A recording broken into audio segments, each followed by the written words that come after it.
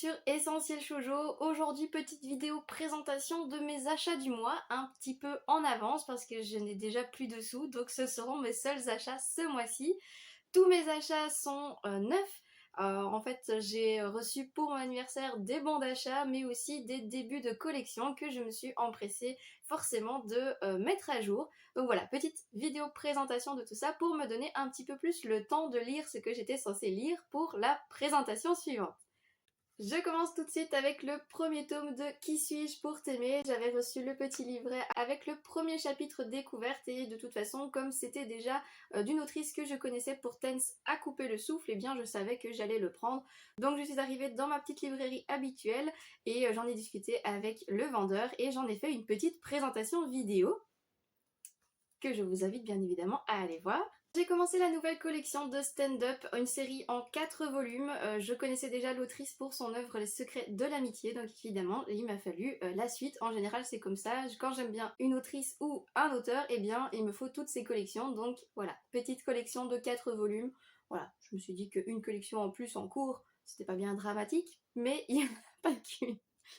De ce fait, j'ai aussi pris les 5 tomes sortis de Love Mix-Up. C'était une série qui m'intéressait aussi beaucoup. Elle se terminera en 9 tomes. Mais comme l'autrice avait participé à Short Love Stories et Mon Histoire, eh bien voilà, ça fait partie de ces collections que je me devais d'avoir. Ensuite, comme cadeau d'anniversaire, une de mes copines m'a pris les 5 premiers tomes de Ton visage au clair de lune, qui est de la même autrice qui a fait Daytime Shooting Star. Donc encore une fois, une collection à avoir pour mes collections d'auteurs. Il me manque le tome 3 qui est toujours en commande chez elle, donc c'était légèrement retardé, donc j'ai déjà les 4 premiers et le troisième va arriver.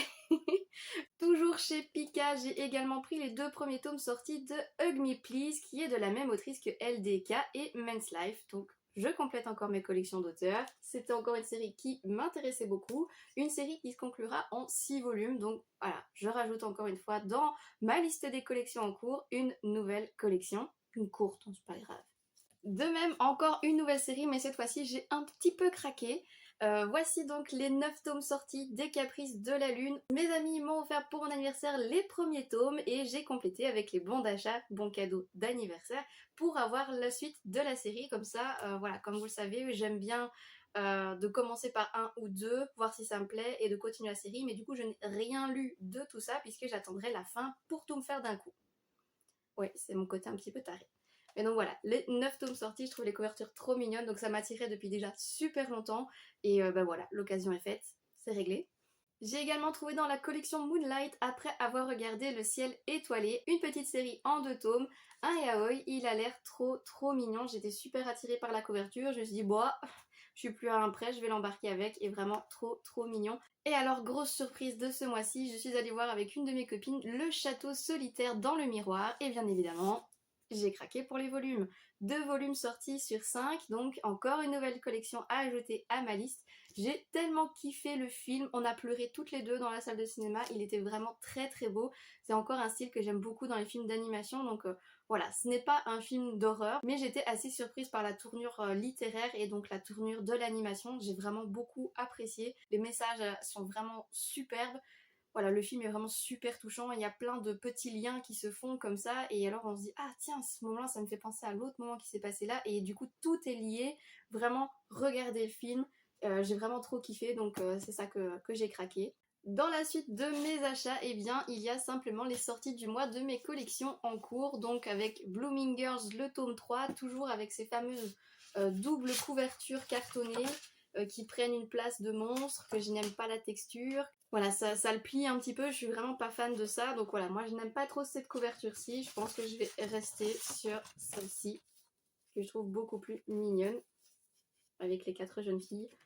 Voilà, comme ça j'ai ma petite suite. Également le tome 3 de Partners 2.0, le tome 5 de Dream in Sun.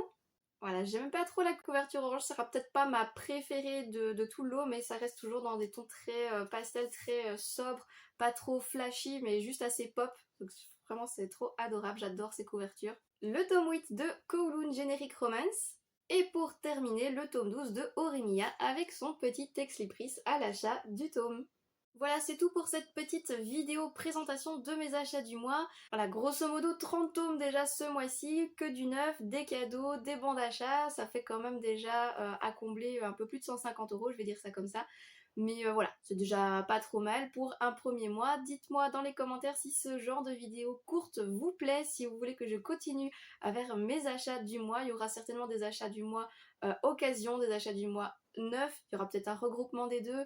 Aussi, et juste à titre informatif, je vais me débarrasser de la collection Midnight Devil et le one-shot Beauty and the Devil qui va avec pour récupérer un petit peu de place et un petit peu de sous, car ces séries ici m'intéressent beaucoup plus que celle-là. Je l'avais dit, il était déjà sur la sellette, c'était pas un de mes préférés dans ceux que je vous ai déjà présentés, donc voilà, il va passer au bac.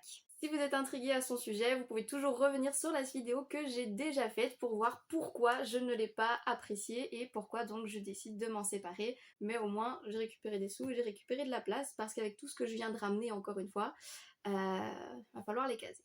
Voilà qui conclut cette vidéo et comme toujours n'hésitez pas à liker, à commenter et à partager et à vous abonner si ce contenu vous a plu, si les autres vidéos de la chaîne vous intéressent, si vous voulez poursuivre avec moi la lecture de ce monstre comme d'habitude. Ça me fait toujours plaisir d'avoir vos retours, on a passé la barre des 100 abonnés, on est même à pratiquement 130 abonnés me semble-t-il.